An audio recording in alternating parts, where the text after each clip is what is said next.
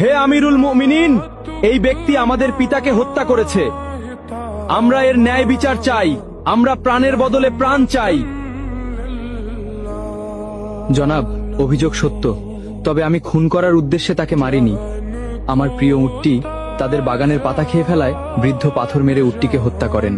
আমি রাগে পাগল হয়ে যাই, তাই আমি পাথর ছুঁড়ে মারলে সেটি বৃদ্ধের মাথায় লাগে এবং তিনি মারা যান। আমি ইচ্ছা করে তাকে হত্যা করিনি জনাব। তুমি নিজের ইচ্ছায় হত্যা করো বা না করো, ইসলামের বিধান অনুযায়ী তোমাকে মৃত্যুদণ্ড গ্রহণ করতে হবে।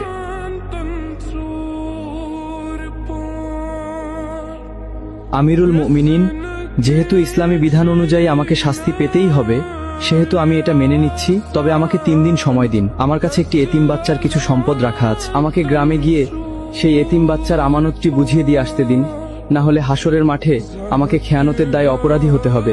দয়া করে আমার এই আর্জিটা রাখুন জনাব।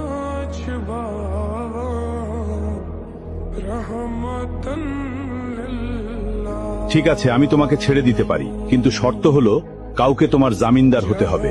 তুমি ফিরে না এলে তাকেই তোমার বদলে মৃত্যুদণ্ড দেওয়া হবে।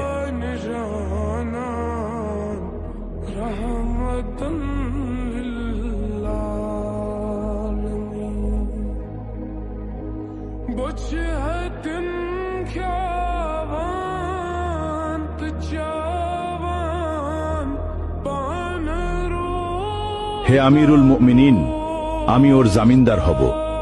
ও যদি না আসে আপনি আমাকেই শাস্তি দেবেন। ঠিক আছে, মঞ্জুর করা হলো। 3 দিনের মধ্যে যদি তুমি ফিরে না আসো, তাহলে তোমার পরিবর্তে আবু যর গিফারিকে হত্যা করা হবে।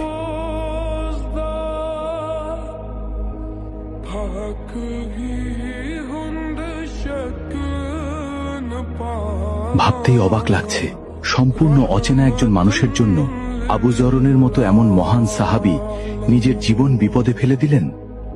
আল্লাহ না করুন ওই বেদুইন যুবক যদি আজ ফিরে না আসে, তবে আমাদের মাঝ থেকে এমন একজন শ্রেষ্ঠ মানুষের প্রাণ চলে যাবে।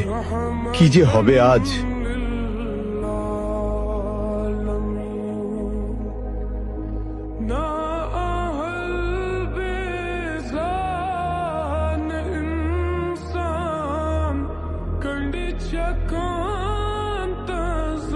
ওই লোকটা যেহেতু 3 দিনের মধ্যে আসতে পারেনি, সেহেতু আবু যর গিফারিকেই তার পরিবর্তে হত্যার আদেশ দেওয়া হলো।